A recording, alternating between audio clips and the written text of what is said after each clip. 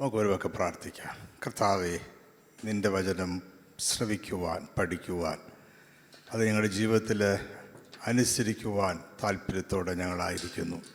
നീ ഞങ്ങളോട് ഹൃദ്യമായി സംസാരിക്കണമേ, ഇടപെടണമേ. ഞങ്ങൾക്ക് ആവശ്യമായ രൂപാന്തരങ്ങളും മാറ്റങ്ങളും കർത്താവ് വരുത്തണമേ. യേശുവിൻ്റെ നാമത്തിൽ തന്നെ ആമേൻ. ഞാൻ ഒരു കാര്യം ഒന്ന് കറക്റ്റ് ചെയ്തോട്ടെ. പാസ്റ്റർ അലക്സി പറഞ്ഞ പോലെ തന്നെ കറക്റ്റ് ഉണ്ടെങ്കിൽ പറയണമെന്ന് പറഞ്ഞല്ലോ. ഞാൻ പ്രിൻസിപ്പലായിരുന്നിട്ടില്ല. അടുത്ത് തന്നെ വന്നിട്ട് എനിക്കത് പറയാൻ പറ്റത്തില്ലല്ലോ. HOD ആയിരുന്നു. എന്നാൽ എൻ്റെ അവസാനത്തെ ഒരു 8 വർഷം പ്രിൻസിപ്പലിൻ്റെ ഒരു അസിസ്റ്റൻ്റ് പോലെ അഡ്മിനിസ്ട്രേറ്റീവ് കാര്യങ്ങളിൽ സജീവമായി പങ്കെടുത്തിരുന്നു. എനിക്ക് ആക്ച്വലി പറഞ്ഞ അവസാനത്തെ 8 വർഷം പഠിപ്പില്ലായിരുന്നു, ഓഫീസിലായിരുന്നു. പക്ഷേ എന്നാൽ ഒഫീഷ്യലി ഞാൻ പ്രിൻസിപ്പലോ മറ്റോ ആയിരുന്നില്ല. എനിക്ക് ഈ ചർച്ച് ഒരു പുതിയ ചർച്ച് അല്ല. എന്നെ പരിചയമുള്ള ആൾക്കാരുണ്ട്, എനിക്ക് പരിചയമുള്ള ചില ആൾക്കാർ കൊടുത്തിട്ടുണ്ട്. ചിലരൊന്നും എനിക്ക് അത്ര വലിയ പരിചയമില്ല. ഇത് ചർച്ചിൻ്റെ പ്രവർത്തനങ്ങളൊക്കെ തുടങ്ങുന്ന സമയം മുതൽ ഞാൻ എന്നോട് സഹകരിക്കാറുണ്ടായിരുന്നു. അന്ന് എനിക്ക് വേറെ ചർച്ചുണ്ട്. ഞങ്ങൾ അടൂർ 2015 ഞങ്ങൾ അടൂരിൽ നിന്ന് പോകുന്നത്. അന്നാണ് റിട്ടയർ ചെയ്യുന്നത്. ആ അവസാനത്തെ 2 വർഷം എല്ലാ ഞായറാഴ്ചയും ഞാൻ ഇവിടെയാണ്. 2 വർഷത്തിന് മുമ്പ് ഞാൻ എൻ്റെ ചർച്ച വിട്ടിരുന്നു. അപ്പോൾ എല്ലാ ഞായറാഴ്ചയും ഞാൻ ഇവിടെയാണ് ലാസ്റ്റ് 2 years ഞാൻ ഉണ്ടായിരുന്നത്. അതുകൊണ്ട് ഞാൻ പാസ്റ്റർ അലക്സിയോട് പറഞ്ഞു, ഞാൻ ഗസ്റ്റല്ല, I am a part of the church. ഞാൻ അതിനുശേഷം ഞാൻ എപ്പോഴെല്ലാം അടൂർ വന്നിട്ടുണ്ടോ ആ സമയത്തൊക്കെ ഞാൻ ഇവിടെ തന്നെ വർഷിപ്പിന് വരാറുള്ളത്. അങ്ങനെ അധികം പ്രാവശ്യം എനിക്ക് വരാൻ കഴിയത്തില്ലല്ലോ, ഇത്രയും ദൂരമായതുകൊണ്ട്. കുറച്ച് നാൾ മുമ്പ് ഞാൻ ഒരു പ്രാവശ്യം വന്നിരുന്നു. നിങ്ങളെല്ലാവരെയും കാണുവാനും ഒക്കെ കഴിഞ്ഞു. നിങ്ങളോട് ദൈവവചനം പറയുവാനും എനിക്ക് അവസരം ലഭിച്ചു. എല്ലാ ദൈവത്തെ സ്തുതിക്കുന്നു. ചർച്ചിൻ്റെ 27ാമത്തെ വാർഷികം ഞാനത് ഓർത്ത് ദൈവത്തെ സ്തുതിക്കുകയാണ്. കർത്താവ് നിങ്ങളെ സമൃദ്ധമായിട്ട് അനുഗ്രഹിക്കട്ടെ. വളരെ നല്ല ഒരു സ്പിരിച്വൽ മൂവ്മെൻറ്റാണ് ഇത്. ദേശത്തെല്ലാം പരക്കുവാൻ കർത്താവ് സഹായിക്കട്ടെ. Very respectful spiritual movements. അത് കർത്താവ് ഈ ദേശത്തെല്ലാം പരക്കുവാൻ, ഒരു വലിയ മാറ്റം സമൂഹത്തിനുണ്ടാക്കുവാനായിട്ട് നിങ്ങളെ കർത്താവ് എടുത്ത് സമൃദ്ധമായി ഉപയോഗിക്കട്ടെ. പ്രാർത്ഥനയോട് കൂടി നമുക്ക് ആയിരിക്കാം. നിങ്ങൾക്കറിയാവുന്ന പോലെ ഞാനൊരു പ്രീച്ചറല്ല, ഞാനൊരു ടീച്ചറാണ്. അപ്പോൾ എനിക്കിന്ന് നിങ്ങളോട് വളരെ സുദീർഘമായ ഒരു മെസ്സേജാണ് ആക്ച്വലി എൻ്റെ കയ്യിലുള്ളത്. അത്രയും പറഞ്ഞ് നിങ്ങളെ ഞാൻ ബുദ്ധിമുട്ടിക്കുകയോ നിങ്ങൾ വിഷമിക്കുകയും പ്രയാസപ്പെടുകയോ ഒന്നും വേണ്ട. എനിക്ക് തന്നിരിക്കുന്ന സമയമുണ്ട്, അത് എത്രയെന്ന് ഞാൻ പറയുന്നില്ല. അതിനുള്ളിൽ ഞാൻ നിർത്താനായിട്ട് ശ്രമിക്കാം. നമ്മൾ എത്ര മാത്രം പഠിക്കുന്നോ അത്രയും നല്ലപോലെ പഠിക്കുക. ബാക്കിയുള്ളതൊക്കെ ഉദാഹരണങ്ങളൊക്കെയാണ്. അവസാനം പറയുന്നതൊക്കെ ഉദാഹരണങ്ങളൊന്നും വിട്ടുപോയാലും നമുക്ക് പ്രശ്നമില്ല. നമ്മളങ്ങനെയായിരിക്കും നമ്മൾ മുന്നോട്ട് പോകുന്നത്. ഞാൻ നിങ്ങളോട് ഇത് പറയുന്ന വിഷയം വിശ്വാസത്തെക്കുറിച്ചാണ് നമ്മൾ ചിന്തിക്കുവാനായിട്ട് പോകുന്നത്. വിശ്വാസത്തെക്കുറിച്ചുള്ള മുഴുവൻ കാര്യങ്ങളും A to Z ഞാൻ നിങ്ങളോട് പറയാൻ പോരാ. അതും അങ്ങനെ പറയാൻ പറ്റുന്നൊരു വിഷയമല്ലത്. വളരെ വിശാലമായൊരു വിഷയമാണ്.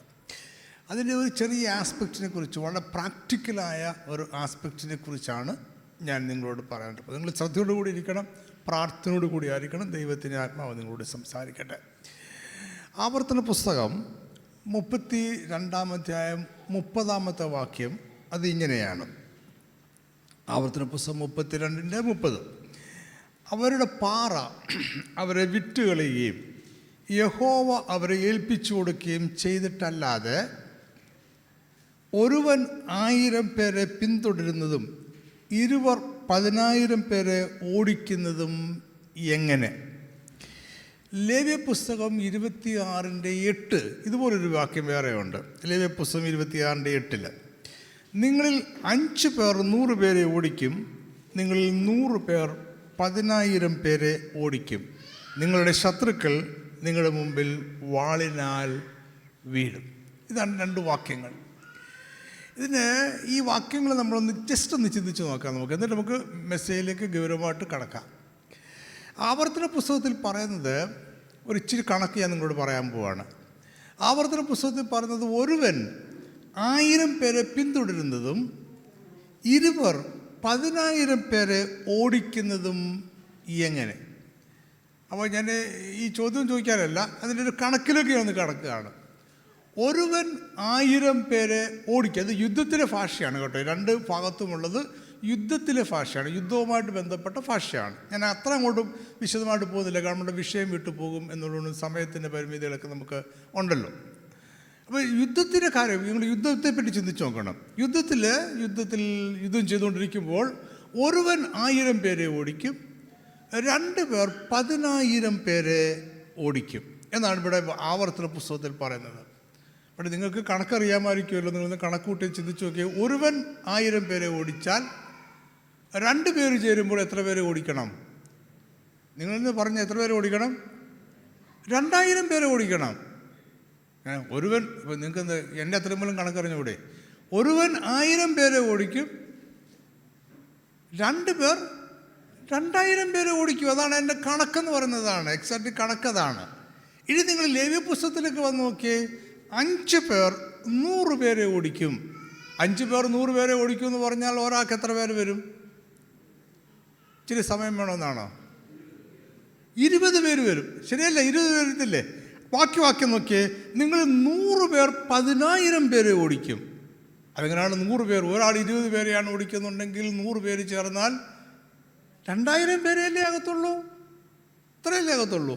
പക്ഷെ വേദപുസ്തകം പറയുന്നത് വേറെ ഒരു കണക്കിനെ കുറിച്ചാണ് പറയുന്നത്. ഈ കണക്കാണ് നമ്മളിന്ന് ചിന്തിക്കുവാനായിട്ട് പോകുന്നത്. ശാന്തമായിരിക്കണം, ശ്രദ്ധയോടുകൂടി ഇരിക്കുകയും ചെയ്യണം, പ്രാർത്ഥനയോട് കൂടി ആയിരിക്കുകയും ചെയ്യണം. ഓക്കെ, ഒരുവൻ 1000 പേരെ ഓടിക്കുകയും 2 പേർ ഒരുമിച്ച് ചേരുമ്പോൾ അത് 10,000 ആകുകയും ചെയ്യുന്ന ഒരു പ്രക്രിയയുണ്ട്. ഈ പ്രക്രിയ നമ്മളിന്ന് എല്ലായിടത്തും ഉപയോഗിക്കുന്നൊരു പ്രക്രിയയാണ്, എല്ലായിടത്തും ഉപയോഗിക്കുന്നൊരു തത്വമാണ്. നമ്മൾ സ്പോർട്സിൽ ഉപയോഗിക്കുന്നുണ്ട്. സ്പോർട്സിലെ ഫുട്ബോൾ കളി ഇപ്പോൾ തീർന്നല്ലേ ഉള്ളൂ. ഒരു ടീമായിട്ടാണ് അവർ കളിക്കുന്നത്, ഒറ്റക്കൊറ്റക്ക് മാറി നിന്ന് കളിക്കുക, ടീമായിട്ടാണ് കളിക്കുന്നത്. ഇത് നമ്മൾ മരുന്നിൽ ഉപയോഗിക്കുന്നുണ്ട്. ഈ അടുത്ത സമയത്ത് വരെ എനിക്കൊരു വലിയ ഷുഗർ പേഷ്യൻ്റ് അല്ല കേട്ടോ, ചെറിയൊരു പ്രശ്നം മാത്രമേ ഉള്ളൂ. എല്ലാ മധുരവും കഴിക്കും, ഒരു ചെറിയൊരു ഗുളിക കഴിക്കും, അത്രേ ഉള്ളൂ. അപ്പോൾ എനിക്ക് തന്നുകൊണ്ടിരുന്ന മെറ്റ്ഫോമിൻ എന്ന് പറഞ്ഞൊരു മരുന്നാണ്. 1 മാസം മുമ്പ് ഡോക്ടർ എടുത്ത് തന്നപ്പോൾ ഡോക്ടർ പറഞ്ഞു നമുക്ക് മെറ്റ്ഫോമിൻ നിർത്താം, ഞാൻ വേറെ കോമ്പിനേഷൻ തരാമെന്ന് പറഞ്ഞു. കോമ്പിനേഷൻ, മെറ്റ്ഫോമിൻ്റെ കൂട്ടത്തിൽ വേറൊരു മരുന്നോടെ ചേർത്തൊരു കോമ്പിനേഷൻ തരാമെന്ന് പറഞ്ഞു. എന്തിനാണ് ഡോക്ടർ ഇത് ചെയ്തത്? മെറ്റ്ഫോമിൻ മാത്രം കഴിക്കുമ്പോൾ ഉണ്ടാകുന്നതിനേക്കാൾ കുറച്ചുകൂടെ എഫക്റ്റീവ് ആകും ഒരു മരുന്നൂടെ കമ്പൈൻ ചെയ്താൽ, 2 പേർ ആയാൽ. Are getting it? എൻ്റെ കൂടെ ഉണ്ടോ? ശരിയല്ലേ? അപ്പോൾ അതോട് ചേർക്കുമ്പോൾ അതിന് കുറച്ചുകൂടെ മെഡിസിനിൽ ഇത് ഉപയോഗിക്കുന്നുണ്ട്, ബിസിനസ്സിൽ ഉപയോഗിക്കുന്നുണ്ട്. ടീമായിട്ട് വർക്ക് ചെയ്യുക. എല്ലാ ബിസിനസ് രംഗങ്ങളിൽ, അല്ലെങ്കിൽ IT ഇൻഡസ്ട്രിയിലാണെങ്കിൽ, ഞങ്ങളുടെ എറണാകുളത്ത് IT സിറ്റിയാണല്ലോ എറണാകുളം എന്ന് പറയുന്നത്, അവിടെയെല്ലാം ടീമായിട്ടാണ് വർക്ക് ചെയ്യുന്നത്, ടീമിനാണ് പ്രോജക്റ്റ് കൊടുക്കുന്നത്. കുട്ടികൾ പഠിക്കുന്നത് പോലും ടീമാണ് അവർ പേപ്പറുകൾ പ്രിപ്പയർ ചെയ്യുന്നത്. ഒരു ടീമാകുമ്പോൾ അതിൻ്റെ എഫക്റ്റ് വളരെ കൂടും എന്നതാണ് ഒരു ചിന്ത. അപ്പോൾ ഒരാളും 2 പേരും പ്രത്യേകം ചെയ്യുന്നതിനേക്കാൾ, ഇനി ശ്രദ്ധിക്കണേ ഞാൻ പറയുന്ന കാര്യം, 2 പേരും ഓരോരുത്തരും പ്രത്യേകം ചെയ്യുന്നതിനേക്കാൾ അധികമായിരിക്കും അവർ ഒരുമിച്ച് ചേർന്ന് പ്രവർത്തിച്ചാൽ. ഗെറ്റ് എന്ന് പറഞ്ഞാൽ 1 + 1 = 2 അല്ല, 1 + 1 = 3. പുതിയൊരു കണക്ക് പഠിച്ചല്ലോ നിങ്ങളില്ലേ? 1 + 1 = 3 ആണ്. ഒരാളും വേറൊരാളും പ്രത്യേകം ചെയ്താൽ 2 വരത്തുള്ളൂ. അവർ ഒരുമിച്ച് ചേർന്ന് പ്രവർത്തിച്ചാൽ എത്ര വരും? അതിനേക്കാൾ കൂടുതലായിട്ട് വരും. Got it? എന്നോടിപ്പോൾ യോജിക്കണമെന്നില്ല, അങ്ങനെ കണക്കില്ല സാറേ, 1 + 1 = 2 വരത്തുള്ളൂ. പക്ഷേ ഈ തത്വം നമ്മൾ 1 + 1 = 3 എന്നുള്ള തത്വം എല്ലായിടും നമ്മൾ ഉപയോഗിക്കുന്നുണ്ട്. സുവിശേഷത്തിൽ ഉപയോഗിക്കുന്നില്ലേ? നമ്മൾ ടീമായിട്ട് പോകണമെന്നൊക്കെ പറയത്തില്ലേ? ടീം വർക്ക് വേണം, ടീമായിട്ട് പോകണം. നമ്മൾ പരസ്യയോഗം നടത്തുമ്പോൾ ടീമായിട്ടാണ് പരസ്യയോഗം നടത്തുന്നത്. ഒരാൾ പ്രസംഗിക്കുമ്പോൾ വേറെ ആൾ ട്രാക്റ്റ് കൊടുക്കുന്നു, വേറെ ആൾ മറ്റു പലരെ കണ്ട് പേഴ്സണലി സംസാരിച്ചുകൊണ്ടിരിക്കുന്നു. ഒരു ടീം വർക്ക് എന്ന് പറയുന്നത് ഇൻഡിവിജ്വലായിട്ടുണ്ടാകുന്ന വർക്കിനേക്കാൾ വളരെയധികം കൂടുതലായിരിക്കും. അപ്പോൾ ഇങ്ങനെ ഒരു തത്വമുണ്ട് ലോകത്ത്. ബിസിനസ്സിൽ ഉപയോഗിക്കുന്ന, മെഡിസിനിൽ ഉപയോഗിക്കുന്ന, നമ്മൾ സുവിശേഷ വേലയിൽ ഉപയോഗിക്കുന്ന, എല്ലായിടവും ഉപയോഗിക്കപ്പെടുന്ന ഒരു തത്വമുണ്ട്. ആ തത്വത്തിന് ഒരു ഇംഗ്ലീഷിലൊരു പേരുണ്ട്, സിനർജി എന്നാണ് പറയുന്നത് ഇംഗ്ലീഷിൽ, അല്ലെങ്കിൽ സിനർജിസ്റ്റിക് എന്നൊക്കെ പറയും. സിനർജിസ്റ്റിക് എന്ന് പറഞ്ഞാൽ ആഡ്ജക്റ്റീവാണ്. ഞാൻ അതിലോട്ടൊന്നും പോകുന്നില്ല, അത്തരം വ്യാകരണത്തിലോട്ടൊന്നും പോകുന്നില്ല. സിനർജി എന്നാണ് പറയുന്നത്, അല്ലെങ്കിൽ സിനർജിസ്റ്റിക് എന്ന് പറയും. 1+1=3, അതാണ് എൻ്റെ ഫോർമുല എന്ന് പറയുന്നത്. ഈ സിനർജി എന്ന് പറയുന്ന വാക്കിനെ നമുക്കൊന്ന് മലയാളീകരിക്കണമല്ലോ. ഇംഗ്ലീഷ് പറഞ്ഞാൽ പോകാൻ പറ്റില്ലല്ലോ, മലയാളീകരിക്കണമല്ലോ. അപ്പോൾ മലയാളത്തിലേക്ക് നമ്മൾ വന്നപ്പോൾ ഞാൻ ഡിക്ഷണറിയൊക്കെ നോക്കിയപ്പോഴേ മലയാളത്തിലുള്ള വാക്ക് സമന്വയം എന്നാണ്. സമന്വയം ആക്ച്വലി നമുക്ക് പരിചയമില്ലാത്തൊരു വാക്കാണ് സമന്വയം. വേറെ വാക്ക് ഞാൻ കണ്ടുപിടിച്ചപ്പോൾ സംയോജനം എന്നാണ്. അതും കുറച്ചുകൂടെ നമുക്ക് പരിചയമില്ലാത്ത വാക്കാണ്. രണ്ടും സാഹിത്യ ഭാഷയാണ്. സമന്വയം, സംയോജനം. അതുകൊണ്ട് നമ്മൾ വളരെ ലളിതമാക്കി ചിന്തിച്ചാൽ യോജിപ്പ് എന്ന് പറയാം. യോജിപ്പ് എന്ന് പറയാം. ഇതാണ് ഈ രണ്ടു പേർ തമ്മിൽ യോജിക്കുന്നതാണ് സിനർജി എന്ന് പറയുന്നത്. അങ്ങനെ യോജിച്ചാൽ രണ്ടുപേരും പ്രത്യേകം ചെയ്യുമ്പോൾ കിട്ടുന്ന ഫലത്തിൻ്റെ ഒരു 5 ഇരട്ടി ഫലമുണ്ടാകുമെന്നാണ് വേദപുസ്തകത്തിൽ പറയുന്നത്. പ്രമാണം, വേദപുസ്തകത്തിൽ പറയുന്ന പ്രമാണം അങ്ങനെയാണ്. ഇതിനെയാണ് നമ്മൾ സിനർജി എന്ന് പറയുന്നത്. ഇതുകൊണ്ട് നമുക്കെന്താണ് പ്രയോജനം? നമ്മളെങ്ങനെയാണ് നമ്മളുമായിട്ട് അതിനെ ബന്ധിപ്പിക്കുന്നത്? വളരെ സിമ്പിളാണ്. നമ്മൾ ഒറ്റയ്ക്ക് ചെയ്യുന്നതിനേക്കാൾ കൂടുതലെന്ന് മാത്രമല്ല 5 ഇരട്ടി ചെയ്യാൻ കഴിയും നമ്മൾ ദൈവത്തോട് ചേർന്ന് പ്രവർത്തിച്ചാൽ. എങ്ങനെയാണ് ചേരേണ്ടത്? ഇതൊക്കെയാണ് നമ്മൾ ഇന്ന് ചിന്തിക്കുന്നതായിട്ടുള്ള ചില ഉദാഹരണങ്ങളിലൂടെയൊക്കെ നമ്മൾ ചിന്തിക്കുന്നതായിട്ടുള്ള കാര്യം. അപ്പോൾ ചേർന്ന് എന്നുള്ള വാക്കല്ല ശരിക്കും വേണ്ടത്, സിനർജി എന്നുള്ള വാക്ക് വേണം. അല്ലെങ്കിൽ മലയാളത്തിൽ സമന്വയം എന്നുള്ള വാക്ക് വേണം, അല്ലെങ്കിൽ സംയോജനം എന്ന് പറയുന്ന വാക്ക് വേണം. അതാണ് കുറച്ചുകൂടെ അതിനോട് യോജിക്കുന്ന വാക്ക്. ഇനി നമുക്ക് വളരെ സിമ്പിളായിട്ട് പറയാം, ദൈവത്തോട് യോജിക്കുന്നതാണ്, എഗ്രി ചെയ്യുന്നതാണ് വിശ്വാസം എന്ന് പറയുന്നത്. ഇംഗ്ലീഷിൽ പറഞ്ഞാൽ faith is agreeing with God. Faith is agreeing with God. വിശ്വാസം എന്ന് പറയുന്നത് ദൈവത്തോട് സമന്വയപ്പെടുന്നതാണ്, സംയോജിച്ച് നിൽക്കുന്നതാണ്, അല്ലെങ്കിൽ ദൈവത്തോട് യോജിച്ച് നിൽക്കുന്നതാണ് വിശ്വാസം എന്ന് പറയുന്നത്. സിംപ്ലി ദൈവത്തോട് യോജിച്ച് നിന്നാൽ 5 ഇരട്ടിയാണ് ഫലമുണ്ട്. അത് വേദപുസ്തകത്തിൽ പറയുന്ന കാര്യമാണ്. എങ്ങനെയാണ് ദൈവത്തോട് യോജിച്ച് നിൽക്കുന്നത്? നിങ്ങൾ എൻ്റെ കൂടെ ഉണ്ട്, മനസ്സിലാവുന്നുണ്ടല്ലോ. എന്തെങ്കിലും ബുദ്ധിമുട്ട് തോന്നിയാൽ നിങ്ങൾ കൈ ഉയർത്തിയാൽ മതി. ഞാൻ വീണ്ടും ഞാൻ അധ്യാപകനാണ്, പ്രൊഫഷണലി അധ്യാപകനാണ്, മിനിസ്ട്രിയിലും ഞാൻ അധ്യാപകനാണ്. നിങ്ങൾക്ക് ബുദ്ധിമുട്ട് തോന്നിയാൽ അന്നേരം കൈ ഉയർത്തിയാൽ മതി. അതേ ഭാഗം ഞാൻ വീണ്ടും വിശദീകരിച്ച് പറയാം. ഇല്ലെങ്കിൽ നിങ്ങൾക്ക് മനസ്സിലായെന്ന് വിചാരിച്ച് ഞാൻ അങ്ങ് പറഞ്ഞു പോകും. എബ്രായർ 3:1 ഒരു വാക്യമുണ്ട്. എങ്ങനെയാണ് നമുക്ക് ഈ യോജിച്ച് നിൽക്കുക എന്ന് പറയുന്നത് നമ്മൾ നോക്കുന്നത്? പ്രാക്ടിക്കലി നമ്മൾ നോക്കുകയാണ് എങ്ങനെ യോജിച്ച് നിൽക്കുക പറയുന്നത്. എബ്രായർ 3:1 ഇങ്ങനെയാണ് പറയുന്നത്: അതുകൊണ്ട് വിശുദ്ധ സഹോദരന്മാരെ, സ്വർഗീയ വിളിക്ക് ഓഹരി ആയുള്ളവരെ, നാം സ്വീകരിച്ചു പറയുന്ന ആ വാക്ക് മാത്രം വാക്യം വായിക്കുന്നില്ല, നാം സ്വീകരിച്ച് പറയുന്ന. ഇനിയും എബ്രായർ 10:23 വീണ്ടും ഒരു വാക്യമുണ്ട്. മലയാളത്തിൽ ഇങ്ങനെയാണ്: പ്രത്യാശയുടെ സ്വീകാര്യം. നാം സ്വീകരിച്ചു പറയുന്ന പ്രത്യാശയുടെ സ്വീകാര്യം. ഇവിടെ രണ്ടിടത്തും സ്വീകരിക്കുക എന്ന് പറയുന്ന വാക്ക് അതിൻ്റെ മൂലഭാഷയിലേക്ക് പോകുമ്പോൾ, ഞാൻ ആ വാക്കൊന്നും പറയുന്നില്ല, ഗ്രീക്ക് വാക്ക് പറയുന്നില്ല. മൂലഭാഷയിലേക്ക് പോയാൽ ആ വാക്കിൻ്റെ അർത്ഥം 2 പേർ തമ്മിൽ ഒരു എഗ്രിമെൻ്റ് തയ്യാറാക്കി അത് ഒപ്പിടുന്നതാണ്. 2 പേര് തമ്മിൽ എഗ്രിമെൻ്റ് തയ്യാറാക്കി ഒപ്പിടണമെന്നുണ്ടെങ്കിൽ എഗ്രിമെൻ്റ് തയ്യാറാക്കിയ ആളും ഞാനും എന്തു ചെയ്യണം? അതിനോട് യോജിക്കണം. എങ്കിലല്ലേ ഒപ്പിടാൻ പറ്റത്തുള്ളൂ. എങ്കിലേ ഒപ്പിടാനായിട്ട് കല്യാണം കഴിക്കുന്ന സമയത്ത് നമ്മൾ ചെറുക്കനും വേണ്ടി നിൽക്കുമ്പോൾ ചോദിക്കത്തില്ല, ഇതിൻ്റെ ഭാര്യയായി സ്വീകരിക്കുവാൻ നിനക്ക് ഒരുക്കമാണോ, തയ്യാറാണോ, റെഡിയാണോ? അപ്പോൾ അവൻ ഊവ് എന്ന് പറയണം. അതുകൊണ്ട് കല്യാണമാവുമോ? ഇല്ല. നേരെ തിരിച്ച് നമ്മൾ പെണ്ണിനോടും ചോദിക്കും, നിനക്ക് പിന്നെ ഭർത്താവായി സ്വീകരിക്കാൻ താല്പര്യമാണോ, സമ്മതമാണോ? അവളും ഊവെന്ന് പറഞ്ഞെങ്കിൽ മാത്രമേ കല്യാണമാകത്തുള്ളൂ. എങ്കിലൊരു ഉഭയസമ്മതം. അപ്പോൾ നിങ്ങൾ ചിന്തിച്ച് നോക്കി, കല്യാണത്തിന് ചോദിക്കുമ്പോൾ ചെറുക്കനോട് ചോദിച്ചാൽ പറഞ്ഞ് ഞാൻ ഇവളെ ഭാര്യയായിട്ട് സ്വീകരിക്കാൻ തയ്യാറാണ്, പെണ്ണിനോട് ചോദിച്ചാൽ പറഞ്ഞ് ഞാൻ തയ്യാറല്ല എന്ന് പറഞ്ഞാൽ ഉഭയസമ്മതം ആകില്ല.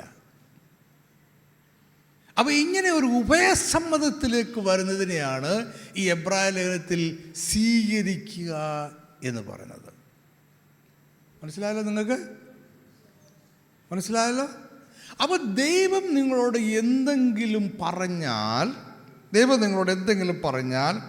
അതിനെ ഏറ്റുപറഞ്ഞ് സ്വീകരിക്കുന്നതിനെയാണ് നമ്മൾ എന്ത് പറയുന്നത്? സ്വീകരിക്കുക, സമന്വയപ്പെടുക, സിനർജിസ്റ്റിക് ആയിരിക്കുക എന്ന് പറയുന്നത്. അപ്പോൾ എങ്ങനെയാണ് 2 പേർക്ക് 14 പേരെ ഓടിക്കാൻ കഴിയുന്നത്? നമ്മൾ ദൈവത്തോട് സമന്വയപ്പെട്ട് നിൽക്കുമ്പോഴാണ്, അല്ലെങ്കിൽ ദൈവത്തോട് യോജിച്ച് നിൽക്കുമ്പോഴാണ്. എങ്ങനെയാണ് യോജിച്ച് നിൽക്കുന്നത്? ദൈവം എന്തെങ്കിലും പറഞ്ഞാൽ നമ്മൾ അത് തന്നെ ഏറ്റുപറഞ്ഞ് ദൈവത്തോട് ചേർന്ന് നിൽക്കുമ്പോഴാണ് നമ്മൾ സമന്വയപ്പെടുന്നത്. ദൈവം എന്തും പറയട്ടെ, അതിനോട് ചേർന്ന് നിൽക്കുമ്പോഴാണ്. ഞാൻ നിങ്ങളുടെ ശ്രദ്ധയിലേക്ക് വേറെ ഒരു വിശ്വാസിയെ കൊണ്ടുവരാം, ഒരു പഴയ വിശ്വാസിയെ കൊണ്ടുവരാം. നിങ്ങൾക്കറിയാമല്ലോ, ഹാനോക്ക് ദൈവത്തോടു കൂടെ നടന്നു. ഉൽപ്പത്തി 5:24 ഹാനോക്ക് ദൈവത്തോടു കൂടെ നടന്നു, ദൈവം അവനെ എടുത്തുകൊണ്ടതിനാൽ കാണാതെയായി. ഇത് നമ്മൾ ഉൽപ്പത്തി പുസ്തകത്തിൽ വായിക്കുന്നു. എബ്രായർ 11:5 നമ്മൾ വായിക്കുന്നത്, വിശ്വാസത്താൽ ഹാനോക്ക് മരണം കാണാതെ എന്നുള്ള വാക്ക് ഉൽപ്പത്തി പുസ്തകത്തിലില്ല. എബ്രായ പുസ്തകം, അതിന് കാരണം ഞാൻ നിങ്ങളോട് കുറച്ച് കഴിയും പറയാം. എബ്രായ പുസ്തകത്തിൽ പറയുന്നത് ഹാനോക്ക് മരണം കാണാതെ എടുക്കപ്പെട്ടു, ദൈവം അവനെ എടുത്തുകൊണ്ടതിനാൽ കാണാതെയായി അവൻ ദൈവത്തെ പ്രസാദിപ്പിച്ചു എന്ന് എടുക്കപ്പെട്ടതിന് മുമ്പേ സാക്ഷ്യം പ്രാപിച്ചു. ഹാനോക്ക് ദൈവത്തോടു കൂടെ നടന്നു. ഹാനോക്ക് ദൈവത്തോടു കൂടെ നടന്നു എന്ന് പറഞ്ഞാൽ യഥാർത്ഥത്തിൽ സംഭവിക്കുന്ന എന്താണ്? ദൈവം ഹാനോക്കിനോടുകൂടെ നടന്നു. You get it? അല്ലാതെ ഹാനോക്ക് ദൈവത്തോട് കൂടെ നടക്കാൻ, ഹാനോക്ക് എല്ലാ ദിവസവും രാവിലെ എഴുന്നേറ്റ് സ്വർഗത്തിൽ പോയി ദൈവം എവിടെയാണെന്ന് നോക്കി ദൈവത്തോട് നടക്കുക, ദാറ്റ് ഈസ് ഇമ്പോസിബിൾ. അത് ഈ ദൈവമായിട്ട് മാത്രമല്ല, ഏതൊരു വലിയ വ്യക്തിയോട് കൂടെ നമ്മൾ നടക്കണമെന്നുണ്ടെങ്കിൽ ആ വലിയ വ്യക്തി നമ്മുടെ കൂടെ നടക്കണം, എങ്കിലല്ലേ പറ്റത്തുള്ളൂ. ഇപ്പം നമ്മുടെ മുഖ്യമന്ത്രി സതീശന് രാവിലെ മോർണിംഗ് വാക്ക് ഉണ്ടോ എന്ന് എനിക്ക് അറിഞ്ഞുകൂടാ. അച്യുതാനന്ദൻ ഉണ്ടായിരുന്നു, മോർണിംഗ് വാക്കിന് പോകുമായിരുന്നു. അപ്പോൾ എനിക്ക് മുഖ്യമന്ത്രി VD സതീശനോട് കൂടെ നടക്കണമെന്നുണ്ടെങ്കിൽ ഞാൻ എന്ത് ചെയ്യണം? എന്താണ് ഇവിടെ സംഭവിക്കേണ്ടത്? VD സതീശൻ എന്നോട് കൂടെ നടക്കണം, അല്ല ഞാൻ അങ്ങോട്ട് ചെന്ന് നടക്കാൻ പറ്റുമോ? എനിക്കവിടെ പോകാൻ പറ്റുമോ? അപ്പോൾ എപ്പോഴും വലിയ വ്യക്തിയാണ് ചെറിയ വ്യക്തിയുടെ കൂടെ നടക്കേണ്ടത്. നമ്മൾ മനസ്സിലാക്കുന്നത് ഹാനോക്ക് ദൈവത്തോട് കൂടെ നടന്നു എന്നാണെങ്കിലും യഥാർത്ഥത്തിൽ സംഭവിക്കുന്നത് എന്താണ്? ദൈവം ഇറങ്ങി വന്ന് ഹാനോക്കിനോടുകൂടെ നടന്നു. നിങ്ങൾ എഗ്രി ചെയ്തോ? അത് എഗ്രി ചെയ്തല്ലോ. ദൈവം ഇറങ്ങി വന്ന് ഹാനോക്കിനോടുകൂടെ നടന്നു. അപ്പോൾ ദൈവം ഇറങ്ങി വന്ന് ഹാനോക്കിനോടുകൂടെ നടന്നു എന്ന് പറയുന്നിടത്ത് ഒരു ചെറിയൊരു മർമ്മം നമ്മൾ മനസ്സിലാക്കി. പ്രശ്നമല്ല, ഒരു മർമ്മം നമ്മൾ മനസ്സിലാക്കേണ്ടതായിട്ടുണ്ട്. യെശയ്യാ പ്രവാചകൻ്റെ പുസ്തകം 6-ാം അധ്യായം 1 മുതൽ 4 വരെയുള്ള വാക്യത്തിൽ യെശയ്യാ പ്രവാചകൻ വലിയൊരു ദർശനം കാണുന്നു. ഒരു സ്വർഗീയ ദർശനം അദ്ദേഹം കാണുന്നു. ഉസ്യാവ് മരിച്ച ആണ്ടിൽ കർത്താവ് ഉയർന്നും പൊങ്ങിയുമുള്ള സിംഹാസനത്തിൽ ഇരിക്കുന്ന ഞാൻ കണ്ടു എന്നും കൊണ്ടാണ് തുടങ്ങുന്നത്. ഉസ്യാവ് മരിച്ച ആണ്ടിൽ എന്ന് പറയുന്നത് ആ സമയത്തെക്കുറിച്ച് പറയുന്നതേ ഉള്ളൂ. ഉസ്യാവ് മരിച്ചത് കൊണ്ടല്ല ദർശനം കണ്ടത്. അങ്ങനെ പലരും ചിന്തിക്കാറുണ്ട്. അങ്ങനെയല്ല. ഉസ്യാവ് മരിച്ച ആണ്ടിൽ എന്ന് പറയുന്നത് പഴയ നിയമം മൊത്തം വായിച്ചെന്ന് നിങ്ങൾക്കറിയാം. സമയം അങ്ങനെയാണ് പഴയ നിയമത്തിൽ പറയുന്നതെല്ലാം ഓരോ സംഭവങ്ങളുമായി ബന്ധപ്പെടുത്തിയാണ്. ഇനി യെശയ്യാവ് ഒരു ദർശനം കണ്ടു. എന്താണ് ദർശനത്തിലുള്ളത്? ഞാൻ പറഞ്ഞങ്ങ് പോകാം, നമുക്ക് വാക്യങ്ങൾ വായിച്ച സമയത്തിൽ പോകും.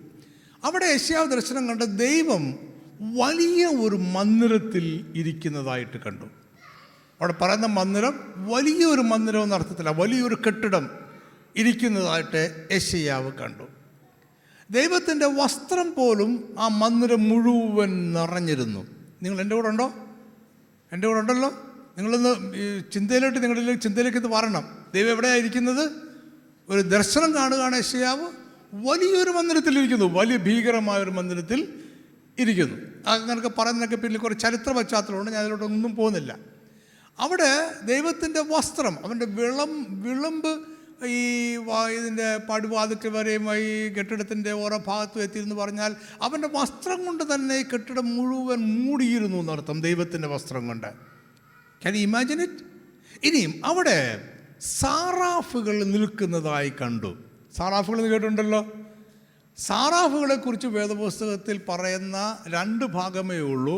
ഒന്ന് യെശയ്യാ പ്രവാചകൻ്റെ പുസ്തകം 6-ാം അധ്യായം 1 മുതൽ 4 വരെയുള്ള വാക്യത്തിലും, പിന്നീട് യെശയ്യാ പ്രവാചകൻ്റെ പുസ്തകം അതേ അധ്യായം 6-ാം അധ്യായത്തിൽ കുറച്ചുകൂടെ താഴോട്ട് മാറി 7-ാമത്തെ വാക്യത്തിലും 6-7 വാക്യത്തിലും ഉള്ളൂ. വേറെ എങ്ങും സാറാഫുകളെക്കുറിച്ച് പറയുന്നില്ല. സാറാഫുകൾ ദൂതന്മാരാണെന്ന് നിങ്ങൾക്കറിയാമല്ലോ. ഇനി ഈ സാറാഫുകൾക്ക് 6 ചിറകുകളുണ്ടായിരുന്നു. അറിയുമീ? നിങ്ങൾ ശ്രദ്ധിക്കുന്നുള്ള പറയുന്നല്ലേ, നിങ്ങളുടെ മനസ്സിലേക്ക് അത് വരണം. സാറാഫുകൾക്ക് 6 ചിറകുകളുണ്ടായിരുന്നു. ഈ 6 ചിറകുകളിൽ 2 കൊണ്ടവർ മുഖം മൂടി, 2 കൊണ്ടവർ പാദം മൂടി. എന്ന് പറഞ്ഞാൽ അതിൻ്റെ അർത്ഥം അവരുടെ ശരീരം മുഴുവൻ അവരെ ഈ ചിറക് കൊണ്ട് മൂടിയെന്നർത്ഥം. ശരീരം മുഴുവൻ അവർ ചിറക് കൊണ്ട് മൂടി. എന്നിട്ടവർ യഹോവ പരിശുദ്ധൻ പരിശുദ്ധൻ പരിശുദ്ധൻ എന്ന് ആർത്ത് വിളിച്ചുകൊണ്ട് അവർ പറന്നു. ഇനി നിങ്ങൾ ചിന്തിച്ചു നോക്കിയേ, സാറാഫുകളെ കുറിച്ച് ആകെയുള്ള പരാമർശം ഈ ദർശനത്തിൻ്റെ ഭാഗത്ത് മാത്രമുള്ളൂ. 2 പ്രാവശ്യമേ ഈ പേര് പോലും വേദപുസ്തകത്തിൽ ഉപയോഗിക്കുന്നുള്ളൂ. അത്രയും വിശിഷ്ടമായ ജീവികളാണ്, ദൂതന്മാരാണ് സാറാഫുകൾ. മനുഷ്യരുടെ അടുത്തുനിന്ന് അവർ പോകുന്നവരല്ല, അവർ ദൈവസന്നിധിയിൽ എപ്പോഴും നിൽക്കുന്നവരാണ് സാറാഫുകൾ. ദൈവസന്നിധിയിൽ നിൽക്കുന്നവരാണ് സാറാഫുകൾ. ദൈവത്തിൻ്റെ വിശുദ്ധമായ സന്നിധിയിൽ നിൽക്കുന്നവരാണ് സാറാഫുകൾ. ഈ സാറാഫുകളെ സൃഷ്ടിച്ചിരിക്കുന്നത് തന്നെ വേറെ ഒന്നിനും വേണ്ടിയല്ല, ഒരേ ഒരു കാര്യത്തിന് വേണ്ടിയാണ്, ദൈവസന്നിധിയിൽ നിൽക്കുവാൻ വേണ്ടിയാണ്. എന്ന് പറഞ്ഞാൽ ഇവരെ സൃഷ്ടിച്ചപ്പോൾ തന്നെ ദൈവസന്നിധിയിൽ നിൽക്കുവാൻ സൃഷ്ടിച്ചവരായതുകൊണ്ട് അതിന് യോജ്യമായ രീതിയിൽ സൃഷ്ടിക്കപ്പെട്ടവരാണ്. കാരണം അവർ ദൈവസന്നിധിയിൽ നിൽക്കാൻ വേണ്ടി സ്പെഷ്യലി ക്രിയേറ്റഡ് ആണ്. അതുകൊണ്ട് അതിന് യോജ്യമായ രീതിയിൽ സൃഷ്ടിക്കപ്പെട്ടവരാണ് സാറാഫുകൾ. എന്നിട്ടും ഈ സാറാഫുകൾക്ക് അവരുടെ ശരീരം മുഴുവൻ ചിറകുകൊണ്ട് മൂടാതെ ദൈവസന്നിധിയിൽ നിൽക്കുവാൻ കഴിയുന്നില്ല. Got it?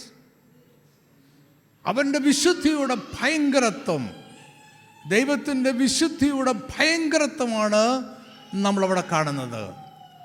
ഈ സാറാഫുകൾക്ക് പറയാൻ വേറെ ഒരു വാക്കുമില്ല. യഹോവ പരിശുദ്ധൻ പരിശുദ്ധൻ പരിശുദ്ധൻ, വേറെ ഒന്നും അവർ പറഞ്ഞിട്ടില്ല. ഇത് ദൈവത്തിൻ്റെ വിശുദ്ധിയുടെ ഭയങ്കരത്വമാണ്.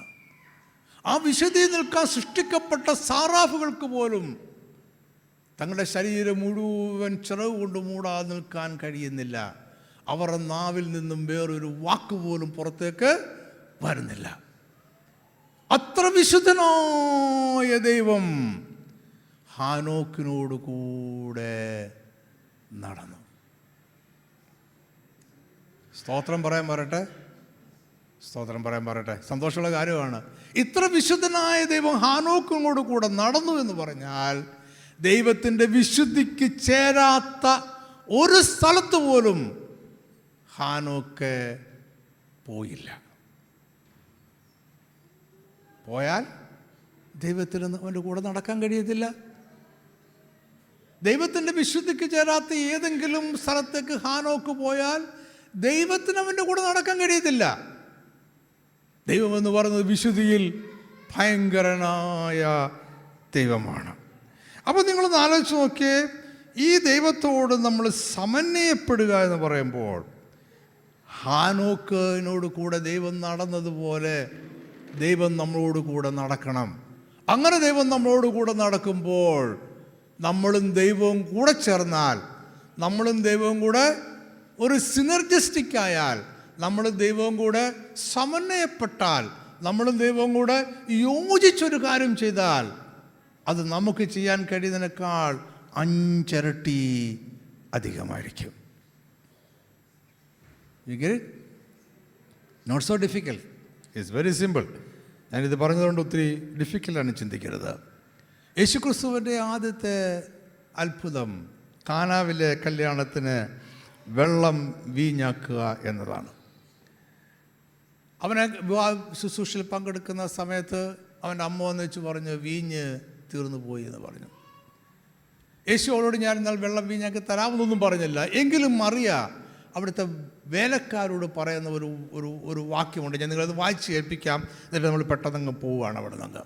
വേലക്കാരോട് മറിയ പറയുന്ന ഇതാണ്, അവൻ എന്തെങ്കിലും കൽപ്പിച്ചാൽ അത് ചെയ്യുവേൻ. എങ്ങനെയാണ് നമ്മൾ ദൈവത്തോട് സമന്വയപ്പെടുന്നത്? എങ്ങനെയാണ് ദൈവത്തോട് നമ്മൾ സംയോജിച്ച് പ്രവർത്തിക്കുന്നത്? എങ്ങനെയാണ് ദൈവത്തോട് നമ്മൾ യോജിച്ച് പ്രവർത്തിക്കുന്നത്?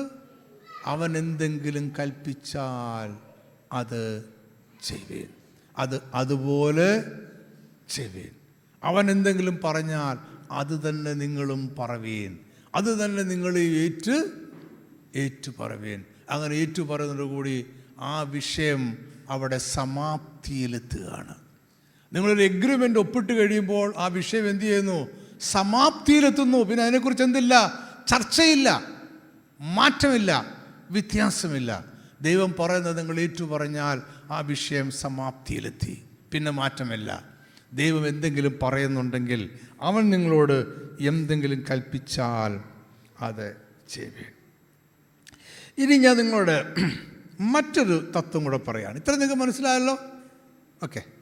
ഇനി ഞാൻ നിങ്ങളോട് മറ്റൊരു തത്വം കൂടെ പറയുകയാണ്. ഈ രണ്ട് തത്വങ്ങൾ നിങ്ങളോട് പറഞ്ഞിട്ട് ഞാൻ ഉദാഹരണങ്ങൾ പറയാൻ സമയം കിട്ടുന്നെങ്കിൽ പറയാം, ഇല്ലെങ്കിൽ ഇനി എൻ്റെ ആവശ്യം ഉണ്ടാകത്തില്ല, അല്ലാതെ തന്നെ നിങ്ങൾക്ക് മനസ്സിലാക്കാണ്ട് കഴിയും. ഒന്ന്, എല്ലാ ഒരു തത്വം പറഞ്ഞു കഴിഞ്ഞു, ഞാൻ രണ്ടാമത്തെ പറയുകയാണ്. എല്ലാ സത്യങ്ങളും സമാന്തരമാണ്. All truths R parallel. എല്ലാ സത്യങ്ങളും സമാന്തരമാണ് എന്ന് പറഞ്ഞാൽ, എല്ലാ സത്യങ്ങളും സമാന്തരമാണെന്ന് പറഞ്ഞാൽ, ഈ ഭൂമിയിൽ സംഭവിക്കുന്നതിനെല്ലാം സമാന്തരമായ ഒരു കാര്യം, പാരലായിട്ടൊരു കാര്യം ആത്മമണ്ഡലത്തിൽ സംഭവിക്കുന്നുണ്ട്. അല്ലെങ്കിൽ വേറെ രീതിയിൽ പറഞ്ഞാൽ, ആത്മമണ്ഡലത്തിൽ സംഭവിക്കാതെ യാതൊന്നും ഈ ഭൂമിയിൽ സംഭവിക്കത്തില്ല.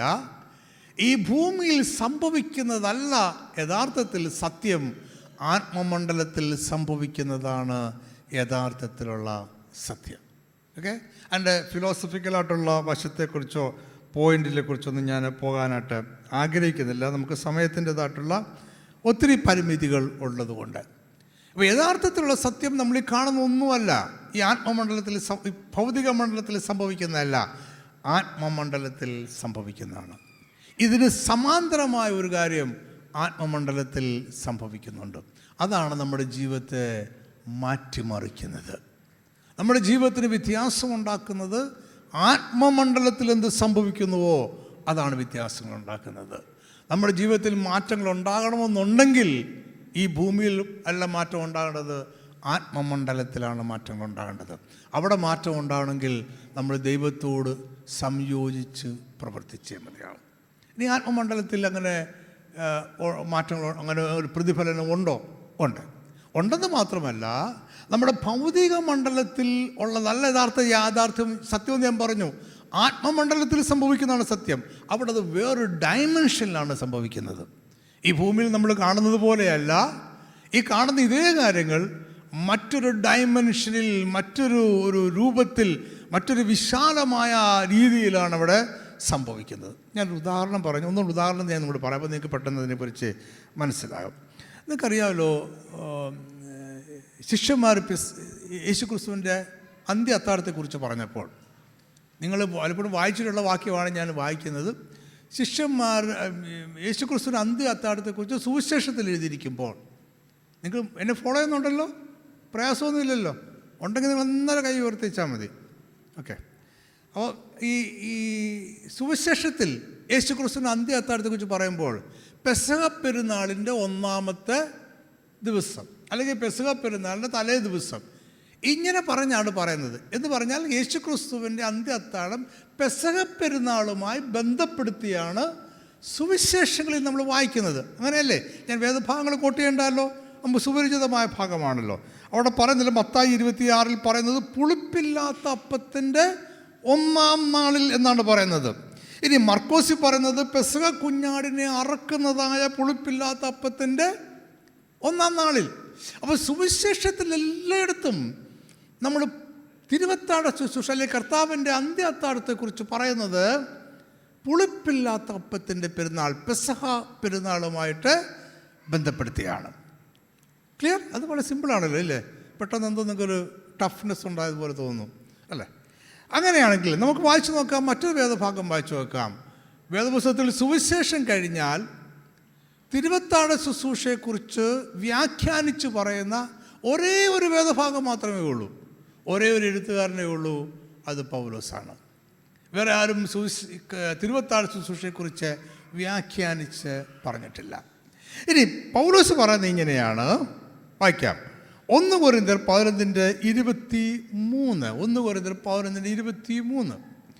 ഞാൻ കർത്താവിൽ നിന്ന് പ്രാപിക്കുകയും നിങ്ങൾ കേൾപ്പിക്കുകയും ചെയ്തതെന്തെന്നാൽ കർത്താവായ യേശുവിനെ കാണിച്ചു കൊടുത്ത രാത്രിയിൽ. നിങ്ങൾ ശ്രദ്ധിച്ചോ വാക്യം? പലപ്പോഴും വായിച്ചിട്ടുണ്ട്, പ്രത്യേകിച്ച് തിരുവത്താഴ നടക്കുന്ന സമയത്തെല്ലാം നമ്മൾ വായിക്കുന്ന വാക്യമാണ്. സുവിശേഷകർ പറയുന്നു പെസഹ പെരുന്നാളിൻ്റെ 1-ാമത്തെ ദിവസം. പൗലോസ് പറയുന്നു കർത്താവായ യേശുവിനെ കാണിച്ചു കൊടുത്ത രാത്രിയിൽ. എന്താ വ്യത്യാസം? സുവിശേഷകർ കർത്താവിൻ്റെ അന്ത്യ അത്താഴത്തെ പെസഹയുമായി ബന്ധിക്കുമ്പോൾ പൗലോസ് പറയുന്നു ഇതിനങ്ങനെ ബന്ധമൊന്നുമില്ല, ഇതിന് കർത്താവിൻ്റെ ക്രൂശ് മരണവുമായിട്ടാണ് ബന്ധം. പെസഹയുമായി ബന്ധമുണ്ട്, അത് വേറെ രൂപത്തിലാണ്. ഞാൻ അങ്ങോട്ട് പോകുന്നില്ല, അതിൻ്റെ വ്യാഖ്യാനത്തിലേക്ക് പോകുന്നില്ല. പൗലോസ് പറയുന്നത് കർത്താവിൻ്റെ ഈ തിരുവത്താഴ ശുശ്രൂഷ എങ്ങോട്ടാണ് നമ്മുടെ ശ്രദ്ധയെ കൊണ്ടുപോകേണ്ടത്? പെസഹയിലേക്കല്ല, പിന്നെ എങ്ങോട്ടാണ് കൊണ്ടുപോകേണ്ടത്? യേശുക്രിസ്തുവിൻ്റെ ക്രൂശ് മരണത്തിലേക്കാണ് കൊണ്ടുപോകേണ്ടത്. ആ കർത്താവ് യേശുക്രിസ്തുവിനെ കാണിച്ചു കൊടുത്ത രാത്രിയിൽ. പൗലോസിനും പറയാമായിരുന്നു പെസഹ പെരുന്നാളിൻ്റെ 1-ാമത്തെ ദിവസം. പറഞ്ഞില്ല, പൗലോസ് അത് പറഞ്ഞില്ല. പൗലോസ് അതിന് പറയുന്നത് കർത്താവ് യേശുവിനെ കാണിച്ചു കൊടുത്ത രാത്രിയിൽ. എന്തുകൊണ്ടാണ് പൗലോസ് ഇങ്ങനെ പറഞ്ഞത്? പൗലോസ് പറഞ്ഞൊരു വാചകം നോക്കി, ഞാൻ കർത്താവിൽ നിന്ന് പ്രാപിക്കുകയും നിങ്ങളെ ഏൽപ്പിക്കുകയും ചെയ്തത് എന്തെന്നാൽ. എന്ന് പറഞ്ഞാൽ ആത്മമണ്ഡലത്തിൽ സംഭവിച്ചത് എന്താണെന്ന് ഞാൻ നിങ്ങളോട് പറയാം. ഭൗതിക മണ്ഡലത്തിൽ യേശു ക്രിസ്തു ശിഷ്യന്മാരോട് കൂടിയിരുന്ന പെസഹ അത്താഴം ഒരു മാളിക മുകളിലിരുന്ന് 2-ാമത്തെ നിലയിൽ, ഒരു വീടിൻ്റെ 2-ാമത്തെ നിലയിലിരുന്ന് കഴിച്ചു.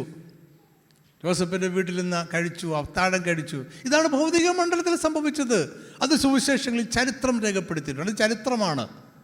പൗലോസ് പറയുന്നത് ഞാൻ ആത്മമണ്ഡലത്തിൽ സംഭവിച്ചത് എന്താണെന്ന് ആരിൽ നിന്ന് മനസ്സിലാക്കി? ഞാൻ കർത്താവിൽ നിന്നും മനസ്സിലാക്കി. അത് ഞാൻ നിങ്ങളോട് പറഞ്ഞാൽ അതെന്താണ്? യേശുക്രിസ്തുവിനെ ക്രൂശിച്ച ദിവസം, അല്ലെങ്കിൽ യേശുക്രിസ്തുവിനെ ക്രൂശിൻ്റെ തലേ ദിവസം, അന്നാണ് യേശു തൻ്റെ ശിഷ്യന്മാരുമായിരുന്ന് അത്താഴം കഴിച്ചത്. ഇപ്പം നിങ്ങൾക്ക് മനസ്സിലായല്ലോ, ഭൗതിക മണ്ഡലത്തിൽ സംഭവിക്കുന്നതിന് സമാന്തരമായ ഒരു കാര്യം ആത്മമണ്ഡലത്തിൽ സംഭവിക്കുന്നുണ്ട്. പക്ഷേ ആത്മമണ്ഡലത്തിലെ സംഭവത്തിന് മറ്റൊരു ഡൈമെൻഷൻ ആണുള്ളത്. മനസ്സിലായത് നിങ്ങൾക്ക്? ഫോളോ ചെയ്യുന്നുണ്ടല്ലോ എന്നെ? ഇല്ല. ഇനി നമുക്ക് നോക്കാം, യേശുക്രിസ്തുവിൻ്റെ ക്രൂശ് മരണത്തെക്കുറിച്ച് കൊലോസ്യ ലേഖനത്തിൽ പൗലോസ് പറയുന്ന ഒരു വേദഭാഗമുണ്ട്. യേശുക്രിസ്തുവിൻ്റെ ക്രൂശ് മരണത്തെക്കുറിച്ച് കൊലോസ്യ ലേഖനത്തിൽ പറയുന്നത്. കൊലോസ്യ 2:14-15 വാക്യങ്ങൾ. അതിക്രമങ്ങളൊക്കെയും നമ്മോട് ക്ഷമിച്ച ചട്ടങ്ങളാൽ നമുക്ക് വിരോധവും പ്രതികൂലവുമായിരുന്ന കൈയെഴുത്തും വായിച്ച് ക്രൂശിൽ തറച്ച് നടുവിൽ നിന്ന് നീക്കിക്കളഞ്ഞു. വാഴ്ചകളെയും അധികാരങ്ങളെയും ആയുധവർഗം വെപ്പിച്ച് ക്രൂശിൽ അവരുടെ മേൽ ജയോത്സവം കൊണ്ടാടി അവരെ പരസ്യമായ കാഴ്ചയാക്കി. നിങ്ങളിങ്ങനൊരു വിവരണം സുവിശേഷങ്ങളിൽ വായിക്കുന്നുണ്ടോ?